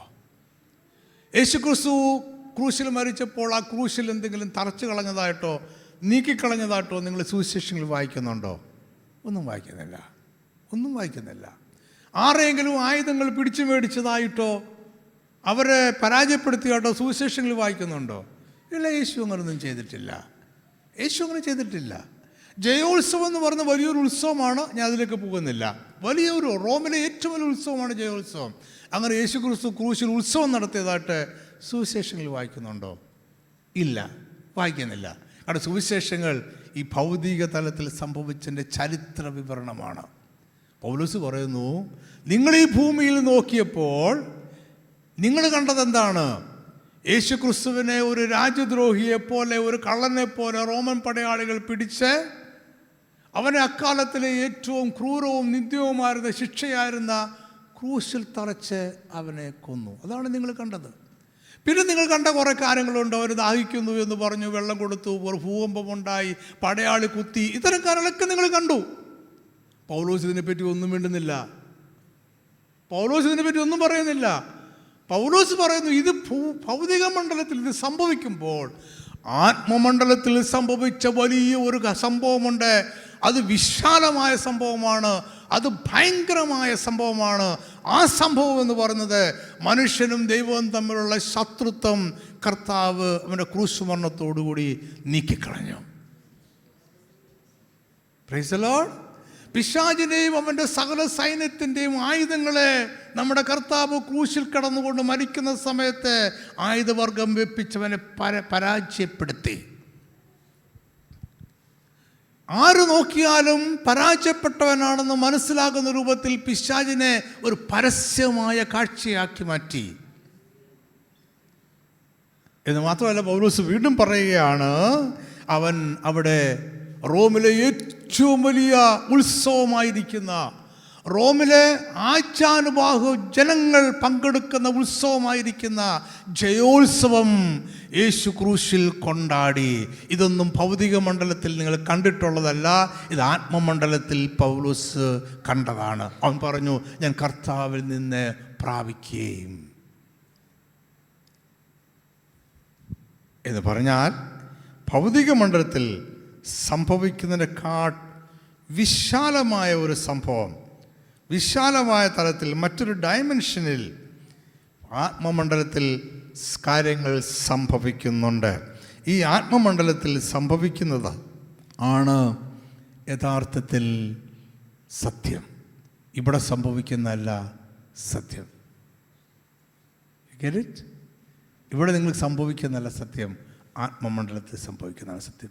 ഈ ആത്മമണ്ഡലത്തിൽ സംഭവിക്കാൻ നമ്മൾ എന്ത് ചെയ്യണം? ചില ഉദാഹരണങ്ങളുണ്ട്, പക്ഷേ നിങ്ങൾക്ക് ഓൾറെഡി മനസ്സിലാക്കി കാണുമല്ലോ, ഞാൻ ഉദാഹരണം എടുക്കണ്ടല്ലോ. ആത്മമണ്ഡലത്തിൽ സംഭവിക്കാൻ എന്ത് ചെയ്യണം? നമ്മൾ ദൈവത്തോടു കൂടെ നടക്കണം, ദൈവം നമ്മളോട് കൂടെ നടക്കണം, നമ്മൾ ദൈവത്തോട് യോജിക്കണം. അവൻ എന്തു പറയുന്നോ അത് തന്നെ നമ്മൾ ഏറ്റുപറയണം. അവൻ നിങ്ങളോട് എന്തെങ്കിലും കൽപ്പിച്ചാൽ അത് തന്നെ ചെയ്യണം. ദൈവത്തോട് സംയോജിച്ചും സമന്വയപ്പെട്ടും യോജിച്ചും നിൽക്കുന്നതാണ്, പ്രവർത്തിക്കുന്നതാണ് വിശ്വാസം എന്ന് പറയുന്നത്. Faith is agreeing with God. Okay, ഞാൻ ഇനി ലാസ്റ്റ് പാർട്ടിലേക്ക് പോവാണ്. ഇടയ്ക്കുള്ളൊന്നും ഉദാഹരണം ഇനി ആവശ്യമില്ല, നിങ്ങൾക്ക് ബോധ്യം വന്നു എന്ന് എനിക്ക് തോന്നുന്നു. അബ്രഹാമിൻ്റെ ജീവിതത്തിലേക്ക് നമ്മൾ വരുമ്പോൾ, ഇപ്പം നമ്മൾ പറഞ്ഞല്ലോ ആത്മമണ്ഡലത്തിൽ സംഭവിക്കുന്നതാണ് യാഥാർത്ഥ്യം എന്ന് പറഞ്ഞല്ലേ. യഥാർത്ഥത്തിൽ നമുക്ക് ഈ ആത്മമണ്ഡലത്തിൽ എന്താണ് സംഭവിച്ചതെന്ന് അറിയാൻ വേദപുസ്തകം വായിച്ച് മനസ്സിലാക്കാനായിട്ട് ഒരു മാർഗം എന്ന് പറയുന്നത് പഴയ നിയമങ്ങളിലെ സംഭവങ്ങളെക്കുറിച്ച് പുതിയ നിയമത്തിൽ എന്താണ് എഴുതിയിരിക്കുന്നത് എന്നുള്ളതാണ്. പഴയ നിയമത്തിലെ സംഭവങ്ങൾ ചരിത്രത്തിന് രേഖയായിട്ട് മനസ്സിലാക്കണം, പുതിയ നിയമത്തിൽ അതിൻ്റെ ആത്മീയമായ വ്യാഖ്യാനമുണ്ട്. ഇപ്പോൾ തന്നെ നിങ്ങൾക്ക് മനസ്സിലാക്കണം, പുതിയ നിയമത്തിൽ വ്യത്യസ്തമായിട്ടാണ് ചിന്തിക്കുന്നതെന്ന് മനസ്സിലാക്കണം. അപ്പോസ്തല പ്രവൃത്തി 7:2 മുതൽ 4 വരെയുള്ള വാക്യങ്ങൾ വായിക്കുമ്പോൾ അവിടെ സ്തേഫാനോസ് നിൽക്കുകയാണ്. യെരുശലേമിലെ ന്യായാധിപ സംഘത്തിന് മുമ്പാകെ സ്തേഫാനോസ് നിൽക്കുന്നു. അവനെ കല്ലെറിഞ്ഞ് കൊല്ലാൻ പോവുകയാണ്.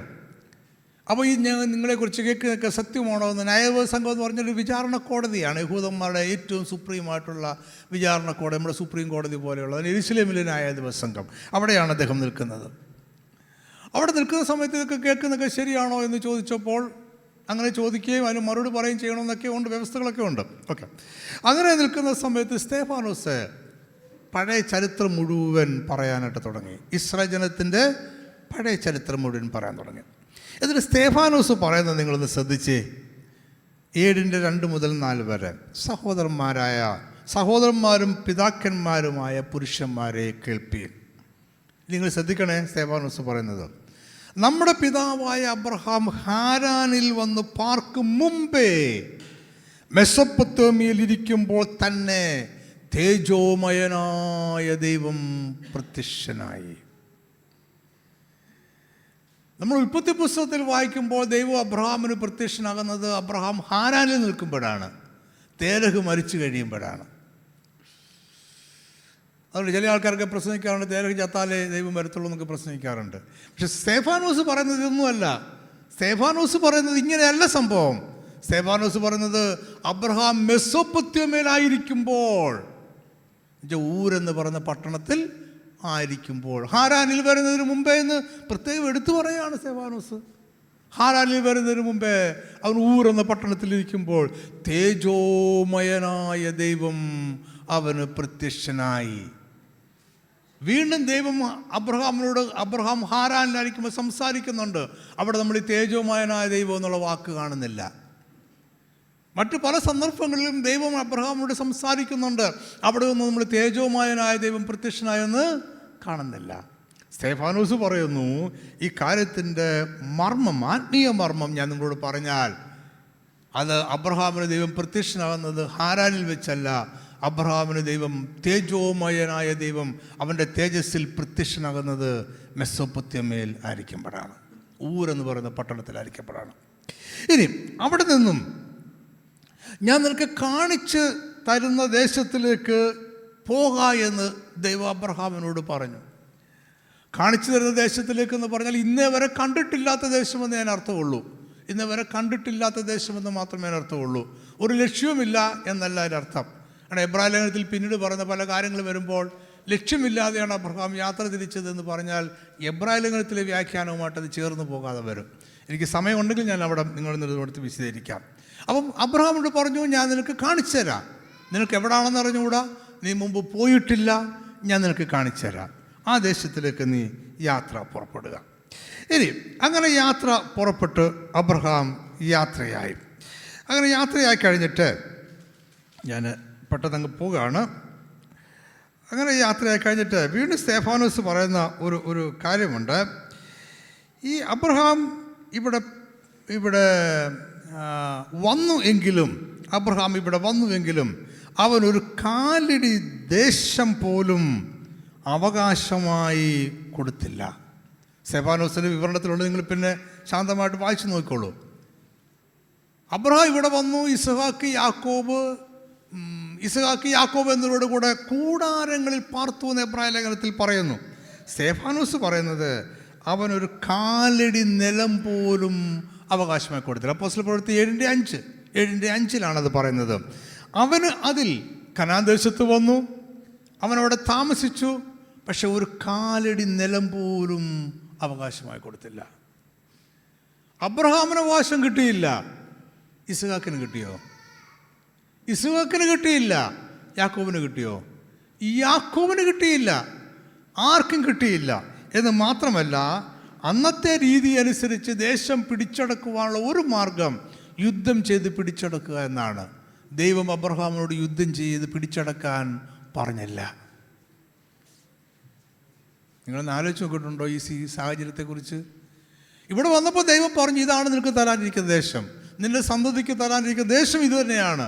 നീ തെക്കോട്ടും വടക്കോട്ടും കിഴക്കോട്ടും പടിഞ്ഞാറും നോക്കി ദേശം എല്ലാം നിനക്ക് തരാൻ പോവുകയാണ്. പക്ഷെ ഒരു കാലടി ദേശം പോലും അവകാശം കൊടുത്തില്ല.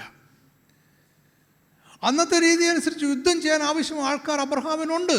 നമുക്കത് ലോത്തിൻ്റെ സംഭവത്തിലൊക്കെ അറിയാമല്ലോ. പക്ഷെ അബ്രഹാമിനോട് ദൈവം യുദ്ധം ചെയ്യാൻ പറഞ്ഞില്ല, പിടിച്ചടക്കാൻ പറഞ്ഞില്ല. എന്നാൽ എന്തെങ്കിലും ഒരു സ്ട്രാറ്റജിയൊക്കെ ഉപയോഗിച്ച് ദേശം പിടിച്ചടക്കാൻ,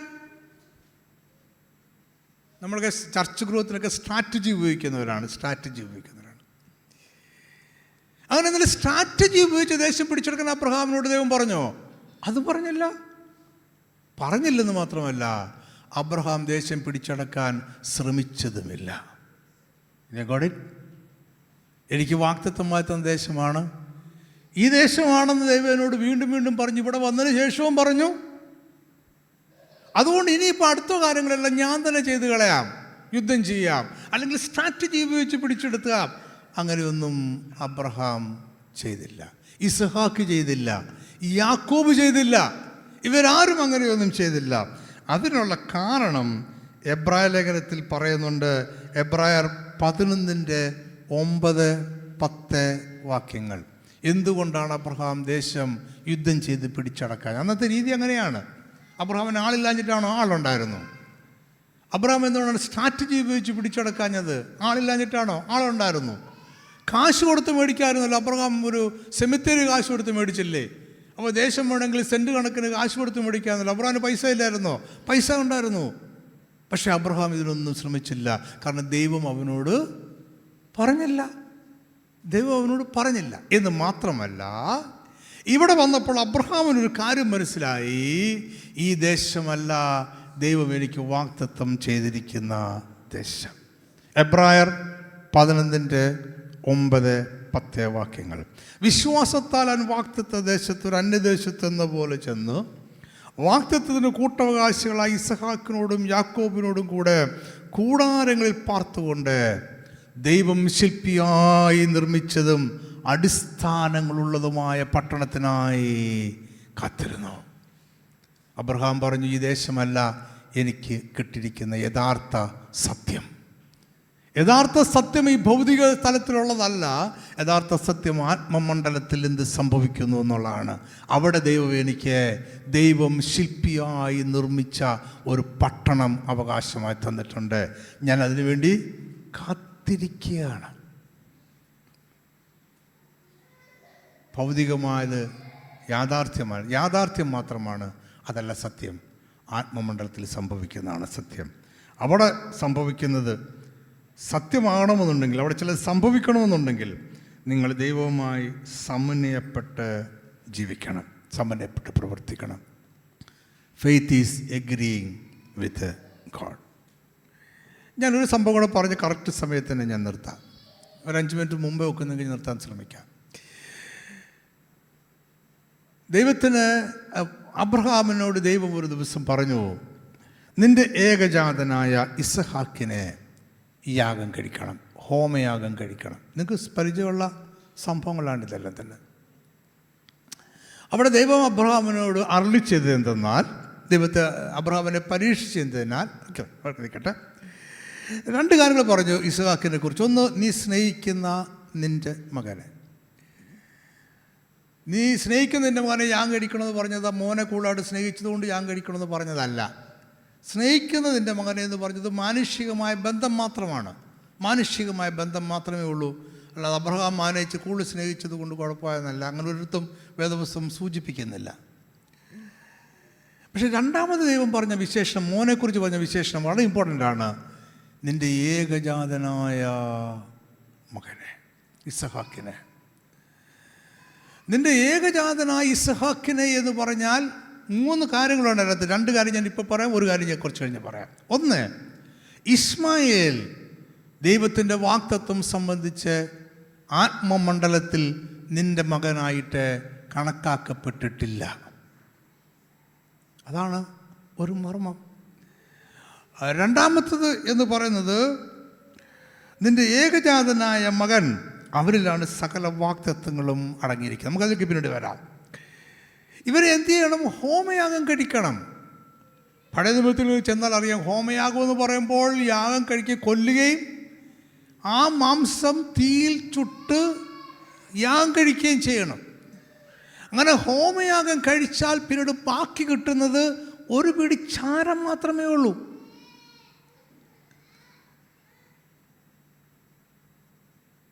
ആ രാത്രി അബ്രഹാം യാത്ര പുറപ്പെടുന്നതിൻ്റെ തലേ ദിവസം രാത്രി അബ്രഹാം വിറക് കീറി കഴുതപ്പുറത്ത് വെച്ചു. ഉൽപ്പത്തി പുസ്തകം 22:3 പറയുന്നുണ്ട്, തൻ്റെ ബാല്യക്കാരല്ല വിറക് കീറിയത്, അബ്രഹാം വിറക് കീറി തൻ്റെ കഴുതപ്പുറത്ത് വെച്ചു എന്ന് പറഞ്ഞാൽ അന്ന് രാത്രി അബ്രഹാം ഉറങ്ങിയില്ല. ഞാൻ ഫാസ്റ്റായിട്ടാണ് പോകുന്നത്, നിങ്ങൾക്ക് അറിയാവുന്ന ചരിത്രം കൂടാണല്ലോ. തലേദിവസം യാത്ര പുറപ്പെടുന്നതിന് തലേദിവസം അബ്രഹാം ഉറങ്ങിയില്ല. കാരണം അവൻ്റെ ഏകജാതനായ മകനാണ്, അവൻ സ്നേഹിക്കുന്ന മകനാണ്. അവൻ തന്നെ വിറക് കീറി, യാഗത്തിനുള്ള വിറകുകളെ കീറി അവൻ തന്നെ കഴുതപ്പുറത്ത് വെച്ചു. ഈ യാഗത്തെക്കുറിച്ച് അബ്രഹാമിൻ്റെ വീട്ടിൽ ആരോടും പറഞ്ഞിട്ടില്ല. അബ്രഹാമിൻ്റെ വീട്ടിൽ യഥാർത്ഥത്തിൽ 4 പേരാണ് പേരെടുത്ത് പറയുന്നത്. 1 അബ്രഹാം, 2 സാറ, 3 എലേസ്യർ, 4 അബ്രഹാം. ഇവർ 4 പേരുടെ പേരുകളാണ് ഇസഹാക്ക്, അബ്രഹാം, സാറ, എലേസ്യർ, ഇസഹാക്ക്. അബ്രഹാം ഇവരോട് ആരോടും എലേസ്യരോട് പറഞ്ഞു. എലേസ്യർ വളരെ സ്പെഷ്യലായിട്ടുള്ളൊരു ദാസനാണ്. ഇസഹാക്ക് ജനിച്ചില്ലായിരുന്നുവെങ്കിൽ സകല സ്വത്തിനും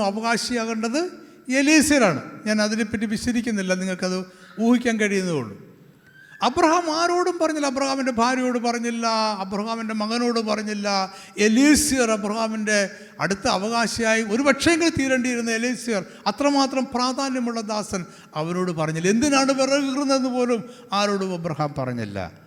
അങ്ങനെ പറയാഞ്ഞതിന് കാരണം വിശ്വാസം പലപ്പോഴും നമ്മൾ ഏകനായി അഭിമുഖീകരിക്കേണ്ടതാണ്. വിശ്വാസം നമ്മൾ തെളിയിക്കേണ്ടത് പലപ്പോഴും നമ്മൾ ഏകരായിട്ടാണ്, കൂട്ടായിട്ടല്ല. വിശ്വാസം എന്ന് പറയുന്നത് കൂട്ടത്തിൽ പാടുന്ന ഒരു പാട്ടല്ല, കൂട്ടത്തെ വിട്ട് ദൈവത്തോടു കൂടെ നടക്കുന്നതാണ്. അബ്രഹാം വേറെ ആരോടും പറഞ്ഞില്ല. ഈ പരീക്ഷ അബ്രഹാമിൻ്റെ വിശ്വാസത്തിൻ്റെ പരീക്ഷയാണ്. ഈ പരീക്ഷ ജയിക്കുമ്പോൾ ദൈവം വാഗ്ദത്തം ഉറപ്പിക്കുന്ന അബ്രഹാമുമായിട്ടാണ്. അവൻ ഏകനായത് അഭിമുഖീകരിക്കണം. വിശ്വാസം കൂട്ടത്തിൽ പാടുന്ന പാട്ടല്ല, കൂട്ടത്തെ വിട്ട് ദൈവത്തോടു കൂടെ നടക്കുന്നതാണ്. അങ്ങനെ അബ്രഹാം രാവിലെ തൻ്റെ മകനുമായിട്ട് പോയി. നമ്മളിനി ആത്മമണ്ഡലത്തിൽ സംഭവിച്ചതാണ് നമ്മൾ നോക്കാനായിട്ട് പോകുന്നത്. എബ്രായ ലേഖനത്തിൽ പറയുന്നത് അതാണൊരു ആത്മമണ്ഡലത്തിൽ എന്ത് സംഭവിച്ചു എന്നുള്ളതിൻ്റെ ചരിത്രം. ഉൽപ്പത്തിയിൽ അത് ഭൗതിക മണ്ഡലത്തിൽ എന്ത് സംഭവിച്ചു എന്നുള്ള ചരിത്രമേ ഉള്ളൂ. ആത്മമണ്ഡലത്തിൽ എന്ത് സംഭവിച്ചു എന്ന് എബ്രായ ലേഖനത്തിൽ അതിൻ്റെ വ്യാഖ്യാനമുണ്ട്. എബ്രായ ലേഖനത്തിൽ വ്യാഖ്യാനിച്ചു പറയുന്നത്, വിശ്വാസത്താൽ അബ്രഹാം താൻ പരീക്ഷിക്കപ്പെട്ടപ്പോൾ ഇസഹാക്കിനെ യാഗം അർപ്പിച്ചു. ഞങ്ങൾ നിങ്ങളുടെ മുന്നിൽ അബ്രഹാമിൻ്റെ മനസ്സിൽ ഒരുപക്ഷെ ഉണ്ടാകാൻ സാധ്യത ഉണ്ടായിരുന്ന 2-3 ചിന്തകളൂടെ ഞാൻ പറഞ്ഞിട്ട് ഈ ഭാഗം പറഞ്ഞ് പെട്ടെന്ന് നമുക്ക് അവസാനിപ്പിക്കാം. ഞാൻ പറഞ്ഞു, തലേദിവസം അബ്രഹാം ഏകനായി വിറകുകയാണ്, തൻ്റെ മകനെ യാഗം കഴിക്കുവാനുള്ള വിറക്. അവനത് കഴുതപ്പുറത്ത് വെച്ച് കിട്ടുകയാണ്. ഇവിടെ അബ്രഹാമിൻ്റെ മനസ്സിൽ വരുന്ന ചില ചിന്തകൾ നിങ്ങൾ പ്രത്യേകം ശ്രദ്ധിക്കേണ്ടതായ ചില ചിന്തകളുണ്ട്. ഒന്ന്, യഹോവയായ ദൈവം ഇന്നേ വരെ ഒരു മനുഷ്യനെയും യാഗം കഴിക്കാൻ ആവശ്യപ്പെട്ടിട്ടില്ല. അബ്രഹാമിനെ അറിയാവുന്നിടത്തോളം ഇന്നേ വരെ യഹോവയായ ദൈവം ഒരു മനുഷ്യനെയും യാഗം കഴിക്കാൻ ആവശ്യപ്പെട്ടിട്ടില്ല. എന്നാൽ ജാതീയ ദേവന്മാർക്കാകട്ടെ മനുഷ്യരെയും ശിശുക്കളെയും യാഗം കഴിക്കാറുണ്ട്. മനുഷ്യരെ യാഗം കഴിക്കുക എന്ന് പറയുന്നത് യഹോവയായ ദൈവത്തിൻ്റെ രീതിയല്ല, അത് ജാതീയ ദേവന്മാരുടെ രീതിയാണ്. അങ്ങനെയാണെങ്കിൽ അബ്രഹാമെ എന്ന് വിളിച്ചു പറഞ്ഞത് ദൈവമായിരിക്കുവാൻ സാധ്യതയില്ല. അബ്രഹാമിൻ്റെ മനസ്സിലൂടെ പോയ ഒരു ചിന്ത അങ്ങനെ ആയിരിക്കില്ലേ? നിങ്ങൾ ചിന്തിക്കത്തില്ലേ? നിങ്ങൾ കേട്ടിട്ടില്ലാത്തൊരു കാര്യം, ഇന്ന് വരെ ആരും പറഞ്ഞില്ലാത്ത കാര്യം, മാത്രമല്ല ജാതീയ ദേവന്മാർ മാത്രം ചെയ്യുന്നൊരു കാര്യം ചെയ്യാൻ യഹോവയായ ദൈവം പറഞ്ഞാൽ നിങ്ങൾ അന്നേരം പറയും. പാസ്റ്ററോട് ചോദിച്ചാൽ പാസ്റ്ററും പറയും അതൊക്കെ ജാതീയ ദേവന്മാർ ചെയ്യുന്നതാണ്, നമ്മുടെ ദൈവം അങ്ങനെ പറയുന്ന ദൈവമല്ല.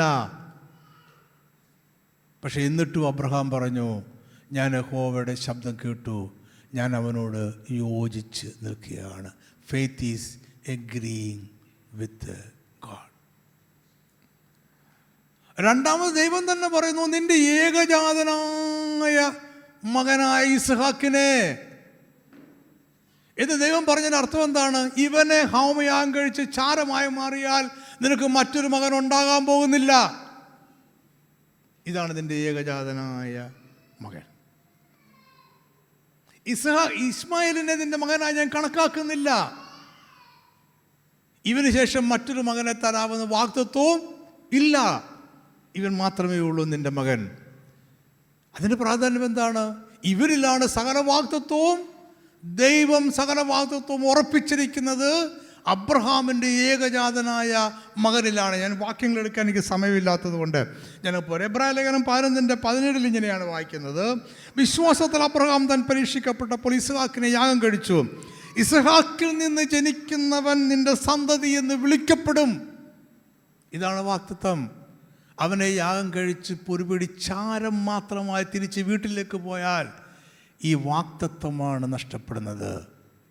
നിങ്ങൾക്കിങ്ങനെ ദൈവം വാഗ്ദത്തം തന്നിട്ട് അതിനെ യാഗമായി ഹോമയാഗമായി തീയിൽ ചുട്ട് ചാരമാക്കി മാറ്റാൻ ആവശ്യപ്പെട്ടാൽ നിങ്ങൾ എന്ത് ചെയ്യും? അബ്രഹാം നമ്മളെപ്പോലൊരു മനുഷ്യനായിരുന്നു. അസാധാരണമായിട്ടൊന്നും അബ്രഹാമിലില്ല. എന്നിട്ടും അബ്രഹാം പറഞ്ഞു, I will agree with God. അവൻ പറഞ്ഞത് തന്നെ ഞാനും പറയും. അവൻ പറഞ്ഞത് ഞാൻ ചെയ്യും. ഞാൻ അവനോട് ചേർന്ന് നിൽക്കുന്നു. കാരണം ഞാൻ അവനോട് ചേർന്ന് നിന്നാൽ ഒരുവൻ 1000 പേരെയും ഇരുവർ 10,000 പേരെയും ഓടിക്കും.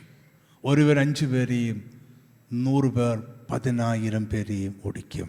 ആത്മമണ്ഡലത്തിൽ വേറൊരു വലിയ സത്യമുണ്ട്. അപ്പോൾ എബ്രായ ലേഖനകാരൻ പറയുകയാണ്, എന്താണ് ആത്മമണ്ഡലത്തിൽ സംഭവിച്ചത്? ആത്മമണ്ഡലത്തിൽ ഇസ്ഹാക്കിനെ യാഗം അർപ്പിച്ചു. നമ്മൾ ഉൽപ്പത്തി പുസ്തകത്തിൽ വായിക്കുമ്പോൾ അബ്രഹാം ഇസ്ഹാക്കിനെ യാഗം കഴിക്കുവാനായി കത്തിയെടുത്തപ്പോൾ ദൂതൻ ഇടപെട്ടു എന്ന് നമ്മൾ വായിക്കുന്നു. അവിടെ ഒരു കുഞ്ഞാടിനെ അതിന് പകരമായി അബ്രഹാം യാഗം കഴിച്ചു എന്ന് വായിക്കുന്നു. എന്നാൽ എബ്രായ ലേഖനകാരൻ പറയുകയാണ്, അത് ഭൗതിക മണ്ഡലത്തിൽ അങ്ങനെ സംഭവിച്ചു. പക്ഷേ ആത്മമണ്ഡലത്തിൽ സംഭവിച്ചത് വേറൊരു ഡയമെൻഷനിലാണ് അവിടെ സംഭവിച്ചിരിക്കുന്നത്. അവിടെ വേറൊരു കാര്യമാണ് സംഭവിച്ചിരിക്കുന്നത്. അബ്രഹാം ഇസ്ഹാക്കിനെ യാഗം കഴിക്കുവാൻ മോറിയാമലയിലേക്ക് കൊണ്ടുവന്ന് കത്തി ഉയർത്തിയപ്പോൾ അതിന് പകരമായി ഒരു യാഗമൃഗത്തെ യാഗമർപ്പിച്ചപ്പോൾ ആത്മമണ്ഡലത്തിൽ ഇസ്ഹാക്കിനെ അവൻ യാഗം അർപ്പിച്ചു. തീർന്നില്ല, ഇനിയും ആത്മമണ്ഡലത്തിലെ മർമ്മങ്ങൾ ഉണ്ട്. വീണ്ടും പറയുകയാണ്, നിന്റെ ഈ ഏകജാതന സന്തതിയിലാണ് സകല വാഗ്ദത്തങ്ങൾ ഉറപ്പിക്കപ്പെട്ടിരിക്കുന്നത്. എങ്കിലും അബ്രഹാം എന്ത് ചെയ്തു? പോട്ടെന്ന് വിചാരിച്ചു, യാഗം കഴിച്ചു. ദൈവം പറയുന്നതാണ് ശരിയെന്ന് വെച്ചു. അതാണ് ആത്മമണ്ഡലത്തിൽ കണക്കാക്കിയിരിക്കുന്നത്. അങ്ങനെയാണ്. അവിടെ എങ്ങനെയാണ് എഴുതി വെക്കുന്നത്? ഇവിടെ എഴുതി വെച്ചേക്കുന്ന പോലെ അല്ല അവിടെ എഴുതി വെക്കുന്നത്. എന്നിട്ട് വീണ്ടും എബ്രായ ലേഖനകാരൻ പറയുകയാണ്, മരിച്ചവരുടെ ഇടയിൽ നിന്ന് ഉയർപ്പിപ്പാൻ ദൈവം ശക്തൻ എന്ന് എണ്ണുകയും. അബ്രഹാം കത്തി ഉയർത്തിയപ്പോൾ ദൂതൻ ഇടപെടുമെന്ന് പ്രതീക്ഷിച്ചല്ല കത്തി ഉയർത്തിയത്. അബ്രഹാം ഇസ്ഹാക്കിനെ കൊല്ലുവാൻ കത്തി ഉയർത്തിയപ്പോൾ ദൂതൻ ഇടപെടുമെന്ന് പ്രതീക്ഷിച്ചല്ല കത്തി ഉയർത്തിയത്. എൻ്റെ കത്തി താഴേക്ക് വീഴുമ്പോൾ ഇവൻ മരിക്കും, ഹോമയാഗമാകും, ഇവൻ ചാരമാകും എന്ന് തന്നെ അബ്രഹാം തീരുമാനിച്ച് ഉറപ്പിച്ചിരുന്നു. പക്ഷെ അബ്രഹാമിന് ഒരു കാര്യം അറിയാം, ഇവരിലാണ് വാഗ്ദത്തം ഉറപ്പിച്ചിരിക്കുന്നത്. അതുകൊണ്ട് ഇവൻ ചാരമായാൽ അതിൽ നിന്നും അവൻ എഴുന്നേറ്റ് വരും. കാരണം വാഗ്ദത്തങ്ങൾ നിവർത്തിക്കപ്പെടണം. ഓക്കെ, ഇതാണ് ആത്മമണ്ഡലത്തിൽ സംഭവിച്ചത്. അബ്രഹാമിൻ്റെ വിശ്വാസത്തെ അവിടെ കണ്ടത് ഇതാണ്. അവൻ മരിച്ചു വരുന്ന ഉയർത്തെഴുന്നേറ്റതുപോലെ അവൻ ഇസ്ഹാക്കിനെ വീണ്ടും ജീവനോട് പ്രാപിച്ചു. ഇത് മാത്രമല്ല സംഭവിച്ചത്. ഓക്കെ, അതോടെ പറഞ്ഞ് ഞാൻ നിർത്താം. ഇത് മാത്രമല്ല സംഭവിച്ചത്. ആത്മമണ്ഡലത്തിൽ വേറെ വലിയൊരു സംഭവം കൂടെ നടന്നു. നിങ്ങൾക്കും എനിക്കും വേണ്ടി യാഗമായി തീരുവാൻ ഒരു കുഞ്ഞാട് ഒരുക്കപ്പെട്ടു. എനിക്കതിനെപ്പറ്റി വിസ്തരിച്ച് പറയാൻ കഴിയത്തില്ല, കഴിയ സമയമാണ്. ഇച്ചിരി തിയോളജിക്കൽ വിഷയങ്ങൾ അതിനകത്തുണ്ട്. എങ്കിലും വളരെ സിമ്പിളായിട്ട് ഞാൻ പറഞ്ഞാൽ, നിങ്ങൾക്ക് എനിക്കും വേണ്ടി യാഗമായി തീരുവാൻ ഒരു യാഗമൃഗം അവിടെ ഒരുക്കപ്പെട്ടു. യേശുക്രിസ്തു യാഗമൃഗം ഒരുക്കപ്പെടുന്നത് വളരെ നാളുകൾക്ക് മുമ്പാണ്. അങ്ങനെയുള്ള തിയോളജിയോട് ഞാൻ അതിലേക്കൊന്നും പോകുന്നില്ല. സിമ്പിളി പ്രാക്ടിക്കലി ഞാൻ നിങ്ങളോട് പറയുകയാണ്, ആത്മമണ്ഡലത്തിൽ വലിയൊരു സംഭവം നടന്നു. അവിടെ ഒരു യാഗമൃഗം നമുക്ക് വേണ്ടി തയ്യാറായി, നമ്മുടെ പാപത്തിന് പരിഹാരമായി തീരാൻ തയ്യാറായി. കാരണം റോമർക്കെഴുതിയ ലേഖനത്തിൽ പറയുന്ന അബ്രഹാമിൻ്റെ വിശ്വാസം അവന് നീതിയായി കണക്കിട്ടു. അത് ഉൽപ്പത്തി പുസ്തകത്തിലും പറയുന്നുണ്ട്, അബ്രഹാമിൻ്റെ വിശ്വാസം നീതിയായി കണക്കിട്ടു. എന്നിട്ട് റോമർക്കെഴുതിയ ലേഖനത്തിൽ പ്രത്യേകം പറയുന്നൊരു വാക്യമുണ്ട്, അവന് വേണ്ടി മാത്രമല്ല അബ്രഹാമിൻ്റെ വിശ്വാസമുള്ള നമുക്കെല്ലാവർക്കും വിശ്വാസത്താൽ നീതീകരണം പ്രാപിക്കേണ്ടതിനായി അബ്രഹാമിൻ്റെ വിശ്വാസത്തെ നീതിയായി കണക്കിട്ടു. ആരിലുള്ള വിശ്വാസം? നമ്മുടെ കർത്താവായ യേശുക്രിസ്തുവിൽ നമുക്കുള്ള വിശ്വാസം. ഇവിടെ അബ്രഹാം മാത്രമേ വിശ്വസിച്ചുള്ളൂ. ആത്മമണ്ഡലത്തിൽ യേശുക്രിസ്തുവിൽ ആരെല്ലാം വിശ്വസിക്കുന്നുവോ അവർക്കെല്ലാം നീതിയായി, നീതീകരണത്തിന് കാരണമായി അത് കണക്കിട്ടു. അതുകൊണ്ട് പ്രിയമുള്ളവരെ, ആത്മമണ്ഡലത്തിൽ സംഭവിക്കുന്നതാണ് സത്യം, ഭൗതിക മണ്ഡലത്തിലേതല്ല. അവിടെ സംഭവിച്ചെങ്കിൽ മാത്രമേ നിങ്ങളുടെ ജീവിതത്തിന് മാറ്റമുണ്ടാകൂ. അവിടെ സംഭവങ്ങൾ ഉണ്ടാകണമെന്നുണ്ടെങ്കിൽ നമ്മൾ ദൈവത്തോടു കൂടെ ചേർന്ന് നടക്കണം. ദൈവത്തോട് കൂടെ ചേർന്ന് നടക്കുക എന്ന് പറഞ്ഞാൽ ദൈവത്തോട് ഈ സമന്വയപ്പെടുക, സംയോജിക്കുക, സിനർജിസ്റ്റിക് ആയിരിക്കുക. സാധാരണ മലയാളത്തിൽ പറഞ്ഞാൽ യോജിച്ച് ദൈവത്തോടു കൂടെ നടക്കുക. ഇംഗ്ലീഷിൽ പറഞ്ഞാൽ faith is agreeing with God. കർത്താവ് നിങ്ങളെ അനുഗ്രഹിക്കട്ടെ. കർത്താവിൻ്റെ വരവ് താമസിച്ചാൽ നമുക്ക് വീണ്ടും ഒരുമിച്ച് കാണാം. Price the Lord.